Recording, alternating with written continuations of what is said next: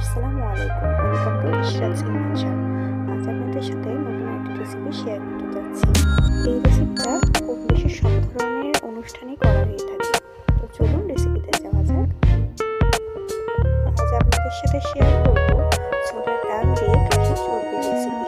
রেসিপিটা আমি খুব সহজে দেখানোর চেষ্টা করছি, আশা করি আপনাদের ভালো লাগবে।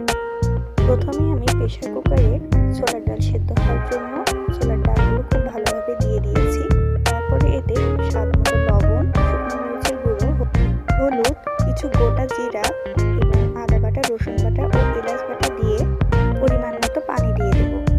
তারপরে প্রেসার কুকারের ঢাকনাটা আটকিয়ে চুলার উপরে দিয়ে দিব। তো ডালটা যতক্ষণ সেদ্ধ হচ্ছে এদিকে আমি চর্বিগুলো একটু কষিয়ে নিচ্ছি।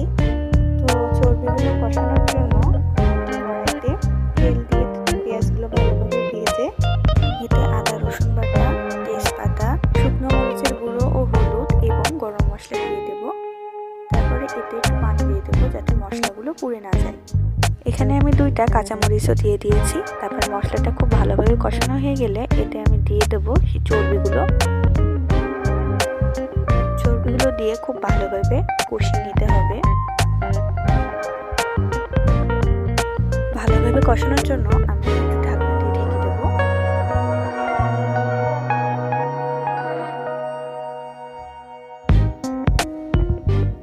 তো দেখতেই পাচ্ছেন চর্বিগুলো খুব ভালোভাবে রান্না শেষ। অন্যদিকে ডালগুলো হয়ে গেছে। তো এবার এই ডালগুলো চর্বি কড়াইতে দিয়ে দেব।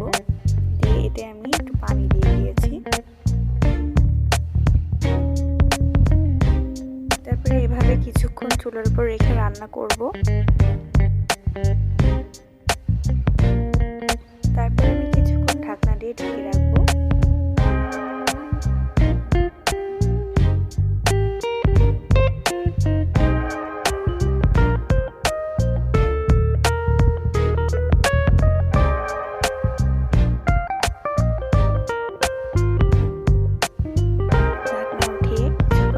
চুলার পরে রেখে কিছুক্ষণ পর নামিয়ে পরিবেশন করুন গরম গরম মজাদার এই রেসিপিটা। চর্বি দিয়ে ডাল রান্নার এই রেসিপিটা পরোটা, রুটি, পোলাও, সাদা ভাত সবকিছুর সাথে পারফেক্ট হয় একদম। আপনারাও বাসায় ট্রাই করে দেখবেন, আশা করি ভালো